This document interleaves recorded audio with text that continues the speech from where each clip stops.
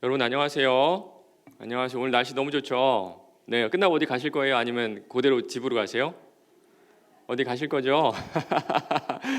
날씨가 너무 좋아요. 너무 좋아가지고 가끔씩 그 목사님들도 교회 오기 싫을 때가 있습니다. 이럴 때는 오늘은 아니었습니다. 오늘 아니었는데요. 날씨가 너무 좋으면 이제 집에서 나오다가 교회로 가는 것보다 저 산으로 한번 갈까? 또 제가 좋아하는 카페로 갈까 이런 생각 가끔 들기도 해요. 여러분도 그러시죠? 네, 아닌가요? 저만 그런가요? 오늘 예배 끝나시고 대구로 가지 마시고 여기 한 바퀴 돌면 참 좋을 것 같아요. 오늘 날씨 너무너무 좋습니다. 네. 제가 이제 저희 이제 셋째가 저 뒤에도 와 있는데 셋째가 이제 19개월 오늘 딱 19개월 됐네요. 셋째 키우면서 감사한 게 딱 하나 있는데요. 그게 뭔지 아세요? 첫째랑 둘째랑 이제 그 셋째랑 이제 차이가 좀 많이 나거든요. 그래서 셋째를 낳고 키우면서 첫째, 둘째 때 했던 실수를 만회할 수 있어서 너무나 좋습니다. 위에 두 아이들에겐 좀 미안한데 그때 제가 미숙했어요. 네, 그때 제가 30대 초반이었거든요. 셋째는 제가 40 넘어서 낳았고요. 30대 초반에 아이를 낳다 보니까 그때는 혈기도 있었고 또 감정 조절도 못하고 내가 왜 이 시간에 잠을 깨야 되지? 내가 왜 이 시간에 아이를 봐야 돼? 이거를 이해를 제가 못했었습니다. 그때. 그래가지고 아이들이 클 때 이렇게 엉덩이를 좀 때리기도 했고요. 화를 내기도 했고요. 생각해보면 참 뭐라 그럴까 되게 미안한 감정이 많이 있거든요. 그 순간순간에 아직도 잊혀지지 않은 그런 순간들이 있어요. 그런 감정들이 있고 여러분도 있으시죠? 아이들한테 좀 미안했던 그런 때 그때 혼내지 않았어도 됐는데 그때 이렇게 말하지 않았어도 됐는데 그런데 하나님께서 다시 기회를 주신 겁니다. 그래서 셋째는요 감정을 잘 조절하면서 이렇게 키우고 있어요. 물론 순간순간 욱하긴 합니다. 그래도 그때마다 하나님께서 다시 기회를 주셨구나, 똑같은 실수를 반복해서는 안 되겠다라는 마음을 가지고 기도하면서 키우고 있습니다. 그러고 보면요 자녀를 양육하는 것뿐만 아니라 우리 인생에는요 돌이킬 수 없는 것들이 좀 있죠. 그때는 그게 맞는 줄 알았는데, 그때는 그게 옳은 줄 알았는데요. 돌아보면 별일 아니었고요. 돌아보면 별 신경 쓰지 않아도 될 일을 우리가 참 마음을 많이 쓰고 좀 짜증도 내고 화도 내고 좀 삐치기도 하고 그랬던 것 같습니다. 정말 그때는 맞았는데 지금은 틀리죠. 그래서 후회를 하실 텐데요. 후회도 늦었습니다. 그렇죠? 여러분 그 중에서 가장 많이 후회하는 게 뭐세요? 참 후회된다. 저는요 딱 하나 있습니다. 딱 하나. 사랑. 좀 더 사랑할 걸. 조금 더 사랑할 걸. 물론 가끔씩은 그때 투자를 좀 할 거라는 생각도 들어요. 그때 집값이 오르기 전에 집을 좀 사둘 걸. 한 3년 전에만 사뒀어도 우리의 재산이 2배가 됐죠. 그때 주식 투자 좀 할 걸 이런 생각이 좀 들어요. 그렇죠? 그런데 그거는 지나고 보면 좀 아쉬운데요. 막 한으로 남지 않아. 내가 그때 집을 못 사가지고 이런 분은 아마 안 계실 겁니다. 딱 한 가지. 애들 어릴 때 좀 더 사랑해 줄 걸. 좀 더 사랑으로 대할 걸. 남편한테 좀 더 잘할 걸. 그때는 왜 이렇게 성질을 내고 그때는 왜 이렇게 화를 냈는지. 그때의 내가 이해는 되죠. 아이도 키우고 아이도 어렸고 나도 아직 연약했고 이해는 되는데 지금 돌아보면 애들한테도 미안하고 남편에게도 참 미안하실 겁니다. 그런데 이제는 돌이킬 수가 없죠. 특별히 교회를 떠난 자녀들을 생각하면 마음이 훨씬 더 무거워지실 것 같아요. 대학이 단 줄 알았고 취업이 단 줄 알았고 결혼이 단 줄 알았고 결혼해서 집을 장만해서 잘 사는 게 단 줄 알았는데 그렇게 다 안정이 되면 예수 믿을 줄 알았는데 이제는 딱 하나가 없죠. 이제는 예수를 믿지 않아요. 그때는 그게 사랑인 줄 알았는데 하늘나라가 이제 눈앞에 조금씩 보이는 지금은 그때 그 내 사랑이 옳은 사랑이 아니었음을 깨닫게 되실 겁니다. 여러분 같은 교회 식구들은 어떠세요? 여러분 옆에 한번 돌아보실래요? 옆에 여러분 아마 여기서 오래 신앙생활 하신 분들은 30년, 40년, 50년 얼굴 보면서 막 부대끼면서 신앙생활 하셨을 겁니다. 특별히 우리 은퇴하신 권사님들 젊으셨을 때 일 많이 하셨죠? 교회에서 막 날고 계시면서 일 많이 하셨을 겁니다. 근데 시간이 다 지나가 버렸어요. 돌아보면요, 우리 서로 별일 아닌 걸로 싸웠어요. 그렇죠? 생각해 보면요, 미워하지 않을 일로 미워했고요, 삐치지 않을 일로 삐치고 화내고 좀 서로 적대했던 그런 생각이 있습니다. 용서해 줄 걸, 그냥 넘어갈 걸, 에이 그냥 툭 털어낼 걸. 돌아보면요, 우리 안에 사랑이 없었어요. 사랑만 있었으면 지난 다툼들, 아픔들, 이 부딪혔던 것들 다 아무것도 아닌데 사랑이 없었습니다. 그리고 여전히 사랑이 없어서 비슷한 문제들이 계속 반복되고 있을 거예요. 맞습니다. 우리에게는요, 사랑의 묘약이 필요합니다. 오늘 제목이에요. 제목, 사랑의 묘약. 묘약이 뭔지 사전 찾아보니까요, 이렇게 나오네요. 신통한 효험을 지닌 약. 신통한 효험을 지닌 약.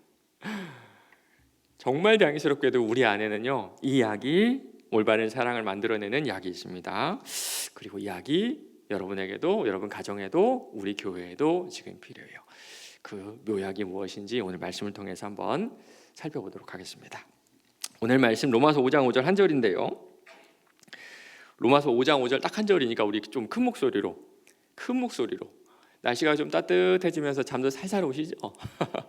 잠긴다는 생각하시고 좀 큰 목소리로 같이 읽겠습니다. 시작. 소망이 우리를 부끄럽게 하지 아니함은 우리에게 주신 성령으로 말미암아 하나님의 사랑이 우리 마음에 부은 바 됨이니. 아멘. 아멘.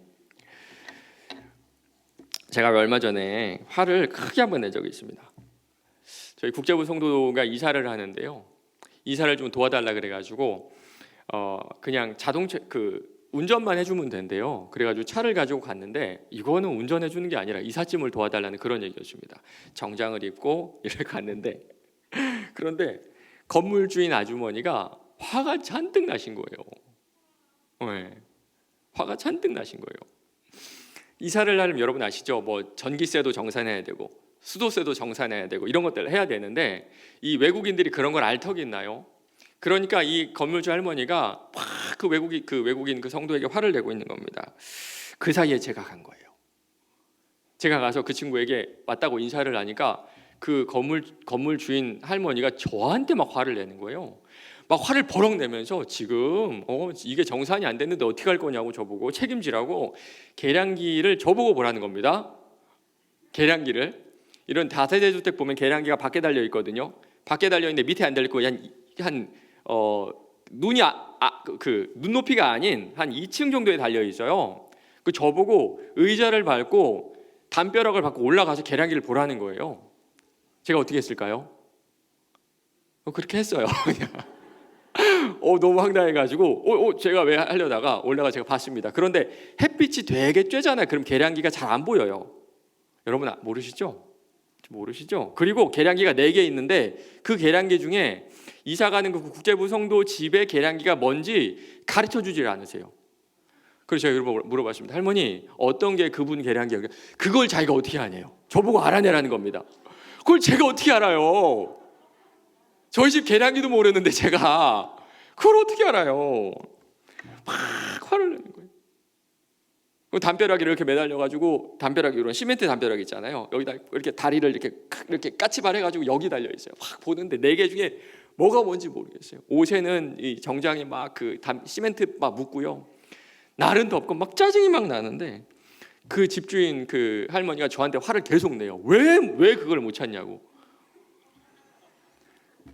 한 5분 찾다가 화가 확 나더라고요. 짜증이 확 나는 거예요.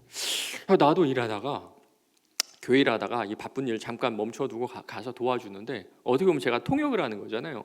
통역으로 도와주고 있는데 왜 나한테 화를 내지? 그래서 제가 정신을 고쳐먹고 어떻게 했는지 아세요? 정신 딱 드니까 내려가서 화를 버럭 냈습니다. 제가 왜 저한테 화를 내지? 화를 버럭 냈어요. 사람이 얼마나 간사한지요. 약자한테 강하고 강자한테 약합니다. 제가 소리를 버럭 지르니까 저한테도 미안했는지 이런저런 변명을 하더라고요. 내가 얼마나 답답하면 화를 내겠냐고. 그 말 듣는데요, 화가 더 나요. 뭐야, 화풀이를 나한테 한 거야 지금? 화가 더 내. 그래서 제가 화를 버럭 확 냈습니다. 또. 네? 지금 저한테 화를 내는 게 맞아요? 왜 저한테 화를 내세요? 화를 확 냈습니다. 그러니까 미안하다고 이렇게 수그러드시는 거예요. 문제는 지금부터였습니다. 화를 버럭 내고 나니까요, 제가 목사인 걸 숨기고 싶은 거예요.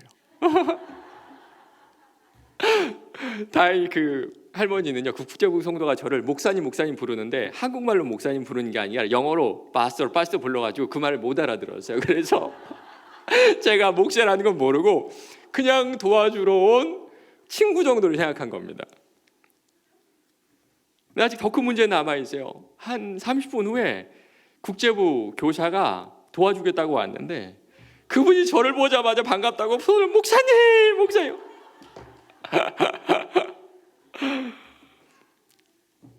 그 순간 제가 누굴 쳐다봤게요? 네, 그 집주인 할머니를 쳐다봤습니다. 그분도 그때 저를 딱 쳐다봐 눈이 마주쳤는데 전 그 눈빛에서 많은 의미를 읽어낼 수가 있었습니다. 먼저는요, 본인도 목사에게 화를 냈다는 그 미안함이 그 눈빛에 묻어 있었어요. 네, 제가 봤습니다. 동시에 저렇게 화를 낸 사람이 목사야? 이런 의아함도 그 눈빛 속에 있었어요. 조금 있다가 저도 눈치를 보고 그분도 눈치를 보고 쭈뼛쭈뼛 눈치를 보다 그분이 먼저 저한테 다가왔습니다. 목사님이셨어요? 죄송해요. 저는 그 외국인 가정에 그 친척인 줄 알았대요. 친척. 제가 그렇게 생겼나요? 친척인 줄 알았대요. 저도요 똑같이 화를 내서 미안하다고 저도 사과를 했습니다. 참 어색한 대화였어요. 이사를 마치고 돌아오는데 이런 생각이 들었습니다. 용서하라고 가르치는 목사가, 참고 넘어가라고 가르치는 목사가 그거 5분을 못 참고 화를 내다니. 야, 내 안에 사랑이 없다. 내 안에 사랑이 없다. 내 안에 사람을 향한 긍휼함과 사람을 향한 사랑이 없구나. 사실 이 동네에 저 산 지가 5년 됐거든요. 살면서 조심하고 삽니다. 아주 조심하고 살아요. 좀 손해를 보고 좀 안 좋은 일을 당하더라도 꾹꾹 참고 살아요. 제가 착해서 그런 게 아니라요. 혹여나 제가 광천교회 목사인데 교회에 안 좋은 이미지를 줄까봐 꾹꾹 참고 사는데요. 제 안에 사랑이 많아가지고 그랬던 것 같진 않아요. 여러분 어떠세요? 여러분 속에 사랑이 있나요? 특별히 여러분 이웃에 대한 사랑이 여러분에게 있으세요? 제가 미국에 살면서 제일 좋았던 게 하나가 있었는데 그게 뭐였냐면요, 누구를 봐도 인사했다는 거예요. 누구를 봐도 길을 가다가 눈만 마주치면 인사했다는 거예요. 안녕하세요, 잘 지내세요, 어떻게 지내세요? 아기가 있으면요, 정말 생판 모르는 사람도 안녕하세요, 잘 지내세요, 아기 몇 개월이에요, 너무 예뻐요. 같은 아파트에 사는 사람끼리는요, 뭐 인사를 안 하는 그런 경우는 있을 수가 없는 일입니다. 안 하면 되게 이상하게 보는 그런 문화권이었는데요.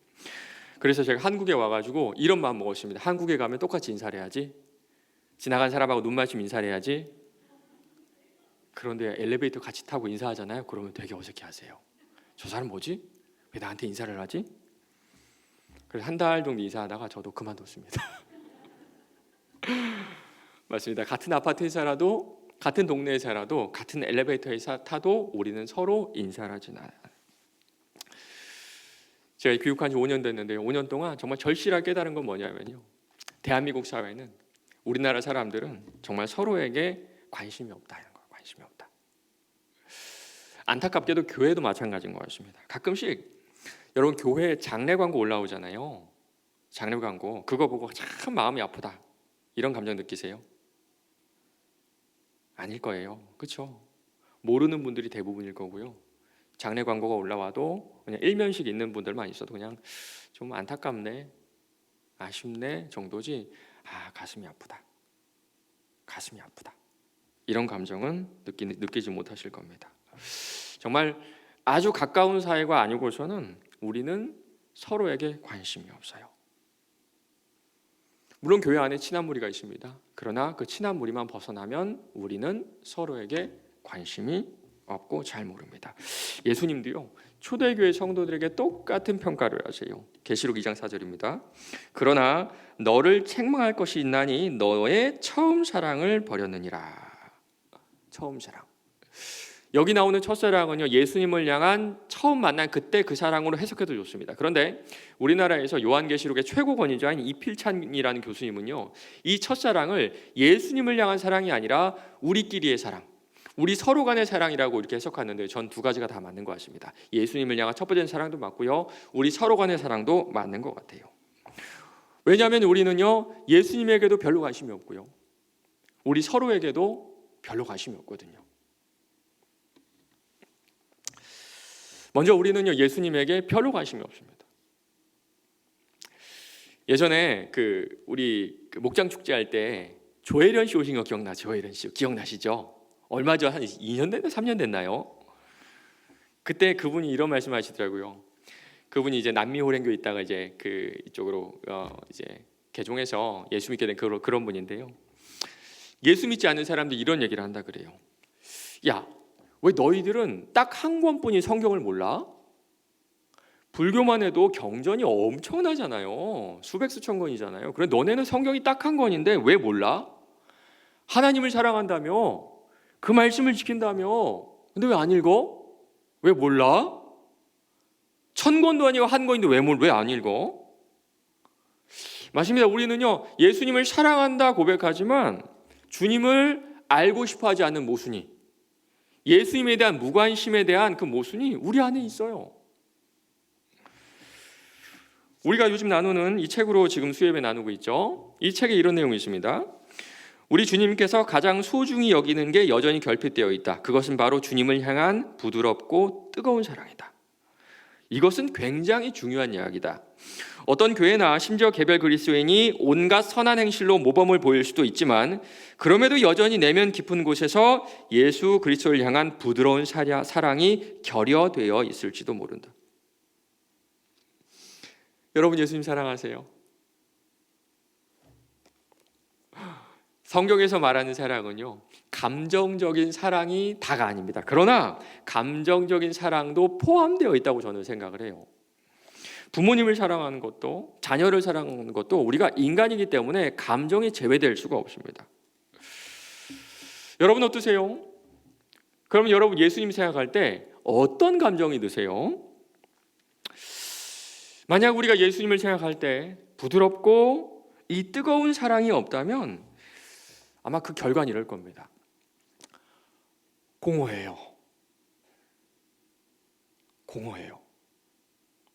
예배를 드리고 나서도 공허하고요, 말씀을 듣고 나서도 공허하고요, 찬양을 하고 나서도 공허하고요, 기도를 하고 나서도 공허해요.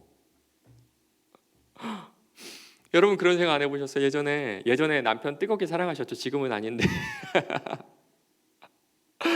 그 남편을 만나고 집에 갔을 때 아무렇지도 않나요? 그럴 리가 없죠. 그 사랑이 남아있잖아요. 맞습니다. 우리가 예수님을 향한 부드럽고도 뜨거운 사랑이 없으면 예배 드리고 예배 끝난 후에 아무렇지도 않을 겁니다. 어떻게 보면 당연한 결과죠.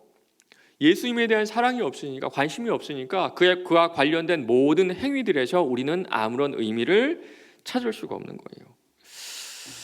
만약 여러분께서 예수님과 그가 하신 일을 생각할 때 아무런 감정적인 요동이 없다면 에베소 교인들에게 하신 책망이 바로 우리들에게 하시는 겁니다. 그러나 너를 책망할 것이 있나니 너의 처음 사랑을 버렸느니라. 두 번째는요, 우리는요 다른 사람들에게 별로 관심이 없습니다. 다른 성도들에게도 별로 관심이 없어요. 요즘에 좀 심심찮게 나오는 기사가 고독사라는 거 들어보셨나요? 고독사라는 기사인데요. 혼자 살다가 아무도 모르는 시간에 모르는 장소에서 혼자 죽는 것을 바로 고독사라고 하죠. 예전에는요 노인 고독사가 많았는데 요즘에는요 청장년 그리고 중년층의 고독사가 50%를 차지한다고 합니다. 이런 기사 제목이 있어요. 고독사, 죽어야 보이는 사람들. 정말 죽을 때까지 그 누구의 관심도 갖지 못한 사람들이 점점 늘어나고 있습니다. 코로나 시기가 되면서요, 이 고독사가 예전에는 한 1000명, 2000명 단위였는데 요즘에는 3000명 단위 이상으로 늘었다 그래요. 2020년 기준으로 1인 가구, 그러니까 혼자 사는 사람의 비율이 31.7%라 그랬습니다. 이 말이 뭘까요? 고독사가 점점 늘어나게 될 거란 거예요. 우리 교회는 어떨까요? 교회. 예전에 교회 그러면 교회 큰 장점이 뭐였는지 아세요? 우리 교회는요, 저 집에 숟가락이 몇 개인지 다 알아요. 그렇죠? 저 집 숟가락이 몇 개인지 다 아셨죠? 이거는요, 그만큼 우리가 서로에 대해서 관심이 많았다는 그런 뜻입니다. 그런데 이제는 그걸 부담스러워해요. 이제 교회 떠나시는 분들 보면요, 그 이유 중에 하나가 저분들이 우리 집에 숟가락이 몇 개인지 아는 게 싫어요. 관심을 너무 가는 게 싫어요. 그러다 보니까 이제 서로를 좀 멀리하게 되고요, 서로의 관심을 좀 부담스럽게 무관심하게 되어버린 것입니다. 그래서 교회는요, 이제는 나만의 신앙을 지키기 위한 그런 장소가 되어버렸는지도 몰라요. 저도 이제 광천교회 사역한 지 5년 됐거든요. 5년 차인데요, 가끔씩 모르는 성도들을 만나면 정말 아찔아찔합니다. 이 주변에 카페나 이제 식당에 갔을 때 저한테 인사하신 분들 계시거든요. 목사님 안녕하세요 인사하는데요, 제가 그분들 모르잖아요. 그러면 아찔아찔해요. 진짜 아찔아찔해요. 목사로서 자괴감을 느낍니다. 물론 우리 교회처럼 큰 교회는 목회자가 성도들을 다 알 수는 없어요. 그렇죠? 여러분끼리도 서로 다 알 수는 없습니다. 그러나 제가 이 교회 목사인데 이 교회 성도들을 다 알지 못하는 것은 여전히 저에게는 큰 부담입니다. 사실 마음만 먹으면 제가 교적부를 보면서 예전 그렇게 했었거든요. 1교구부터 5교구까지 교적부를 보면서 여러분 얼굴 외울 수도 있는데 제 마음속에 사랑이 없어서 그러지 못한 것 같아가지고 좀 여러분에게 미안한 마음이 많이 들어요. 우리 가족끼리는 어떨까요? 그러면 우리 가족은 서로를 잘 알고 있을까요? 저는요, 그렇지 않다는 걸 잘 알고 있습니다. 가족끼리 서로 잘 몰라요. 여러분은 여러분의 자녀를 잘 안다고 생각하시죠? 그런데 여러분의 자녀들은 전혀 다른 얘기를 합니다. 우리 엄마는 저를 잘 몰라요. 우리 아빠요? 우리 아빠는 저에게 관심이 없어요. 자녀들도 마찬가지죠. 자녀들이 여러분의 마음을 알아주지 않아서 안타깝고 서운할 때가 이제는 조금씩 생길 겁니다. 여러분 가운데 이제 몇몇 분들은 혹시 가족 상담 받아보셨나요? 가족 상담. 그 가족에 문제가 생겼을 때 이 상담을 하신 분이 이 문제는 한 사람 한 사람이 아니라 가족 전체를 상담해야 되겠다 이렇게 생각을 하시고 전체를 불러 상담하러 하거든요. 그때 모든 가족들이 깨닫게 되는 게 한 가지가 있어요. 내가 진짜 몰랐네. 내가 내 딸을 몰랐네. 내가 내 아들을 몰랐네. 내가 우리 엄마를 몰랐네. 내가 내 남편을 몰랐네. 물론 사랑하지 않는 것도 아니고요, 관심이 없는 것도 아닙니다. 자녀를 사랑하지 않는 부모도 부모를 사랑하지 않는 자녀도 없어요. 그러나 사랑과 관심은요, 타이밍과 정도에 맞아야 됩니다. 사랑이 필요한 때 사랑해야 되고요, 관심이 필요한 때 자녀에게 맞는 방법으로 관심을 보여줘야 돼요. 그렇지 않고 내 타이밍에 내 관점으로 내 방법대로 사랑하고 관심은요, 무관심하고 별반 다를 것이 없습니다. 저도요, 이제 결혼하고 아이도 셋 낳고 40도 훌쩍 넘었습니다. 그 과정 가운데 어린 시절 부모님이 저를 사랑하신 방법들이 조금씩 이해가 되더라고요. 그 전까지는 절대로 몰라요. 알지 못합니다. 마지막으로 우리는요, 내 자신에 대해서도 좀 무관심한 것 같아요. 사람은 이기적인 동물입니다. 자기 중심적으로 생각하고 행동하는 건 맞아요. 그러나 동시에 나는 내 자신에 대해서 잘 몰라요. 내가 뭘 좋아하는지, 심지어는요, 오늘 점심 때 내가 뭘 먹어야 될지도 모르는 사람들이 있어요. 그래서 어떤 라디오 프로그램은요, 오늘 점심에 뭐를 먹을지 추천해주는 그런 코너도 저는 본 적이 있습니다. 우리는요, 내 탐욕, 내 욕심에 대해서는 꽉꽉 채우려고 하는데 정작 하나님의 형상을 닮은 내 자신에 대해서 곰곰이 생각해보거나 내가 어떤 존재인지는 잘 모르는 것 같습니다. 나이가 70이 되고 80이 되고 하나님 앞에 가기 바로 전까지 되어도 내가 나를 잘 모른다는 거예요.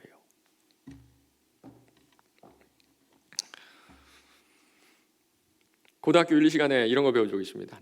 남이 누구인가? 남이 무엇인가? 그때 배웠던 정의가 아직도 기억나는데요. 남은요 다른 사람들이 아니라 나를 포함한 사회 전체를 남이라고 정의했던 게 기억이 납니다.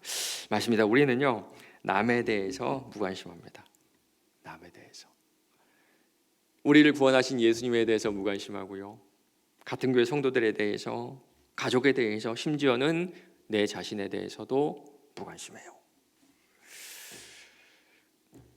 왜 그럴까요? 저는요 그 무관심을 사랑의 부재라고 생각합니다. 사랑은 또 다른 이름의 관심이잖아요. 우리 안에 사랑이 없을 때 정말 소중한 것들을 보지 못하고요, 타이밍도 놓치게 되고요, 항상 내 관점에서 상대방을 평가하려고 하죠. 그래서 예수님은 우리에게 성령을 받으라 말씀하시는 겁니다. 이 말씀을 하시고 그들을 향하사 숨을 내쉬며 이르시되 성령을 받으라, 성령을 받으라. 왜 성령을 받아야 될까요? 술 취하지 말라, 이는 방탕한 것이니 오직 성령으로 충만함을 받으라. 왜 술에 취하지 말고 성령으로 충만함을 받으라 그럴까요? 여러분 술을 드셔보신 분들 아실 겁니다. 사람이 술을 마시지만 시간이 지나면 술이 사람을 마시죠. 술이 사람을 지배한다는 그런 뜻입니다. 그래서 성령으로 충만함을 받으라 이 뜻은요, 성령의 지배를 받으라 이 말씀. 성령의 지배를 받으라. 그렇다면 성령의 지배를 받으면 어떤 일이 일어난 줄 아세요? 오늘 본문 말씀이 바로 이 이야기를 하고 있는 겁니다.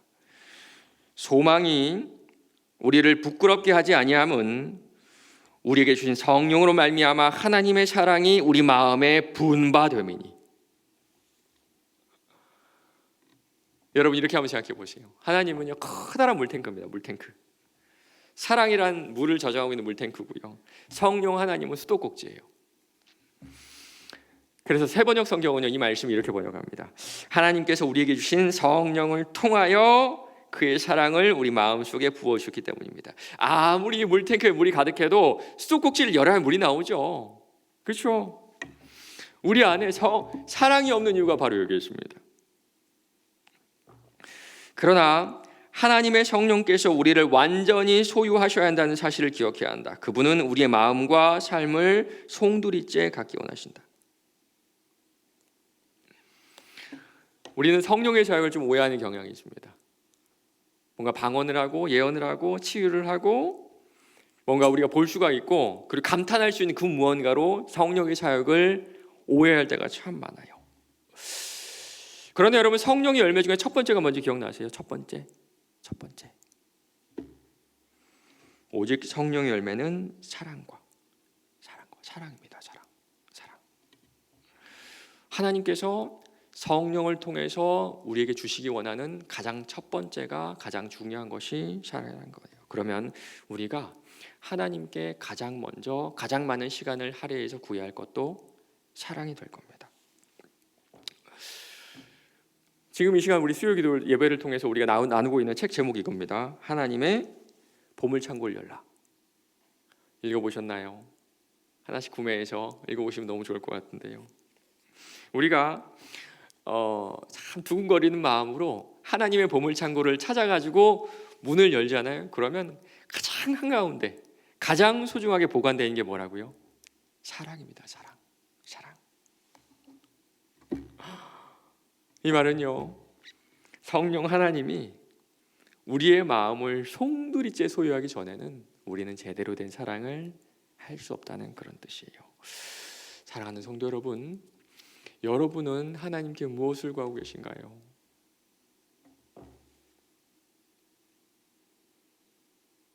각자 다양한 기도 제목으로 우리 주님 앞에 기도하고 계실 겁니다. 여러분의 기도 제목을 모아보니까요, 어떤 소원에 대한 성취보다 문제 해결이 훨씬 더 많더라고요. 종합해 보니까. 그리고 그 문제를 듣다 보면요, 저도 참 가슴이 아파요. 수가 없죠. 방법이 없죠. 어떻게 이 문제가 해결될 가능성도 보이지 않고요, 이제는 그 문제를 가지고 하루하루 버티는 것도 참 어려운 그런 상황이 되어버렸는지도 몰라요. 자녀의 문제, 건강의 문제, 부모의 문제, 배우자의 문제로 이제는 우리의 마음이 무거운 정도를 넘어섰는데요. 저는 그 마음을 이렇게 한번 표현해 보고 싶어요. 아주 뜨거운 된장찌개, 뚝배기에 있는 된장찌개 있잖아요. 된장찌개에 두부를 우리가 모르고 삼켰을 때 그 마음이 그 식도를 따라 내려가면서 마음이 저릿저릿한 그 느낌이 있잖아요. 무거운 돌덩이가 내려가는 그 느낌.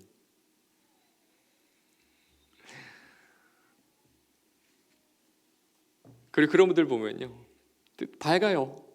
겉으로도 밝으세요. 아마 그 문제를 가지고 똑같이 살아가면 살아갈 수가 없을 겁니다. 겉으로도 밝은 척을 해야 그나마 살아가고 계실 것 같아요. 그리고 이제는 이 답답함을 넘어서 과연 내가 이 구렁텅이에서 벗어날 수 있을까? 이런 절망의 낭떠러지를 계속 내려다보고 있는지 몰라요. 그래서 오늘 이 말씀이 우리에게 필요합니다. 성령 하나님은요, 먼저 우리가 하나님의 사랑을 받는 사람이라는 것을 깨닫게 해주세요. 요한복음 15장 9절입니다.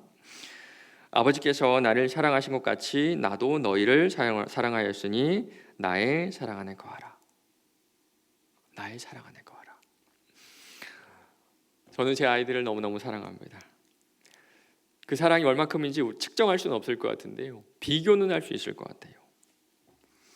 얼마큼이냐면요, 저희 부모님이 저를 사랑한 만큼, 저희 어머니 아버지가 저를 사랑한 만큼 저도 제 아이들을 사랑합니다. 맞습니다. 우리는요, 사랑을 받은 만큼 사랑을 할 수가 있어요. 그런데 예수님이 우리를 사랑하는 그 크기는요, 말로 설명이 안 됩니다. 얼마나 사랑하신다 그러죠? 얼마나 사랑하신다 그러죠? 하나님이 예수님을 사랑한 만큼,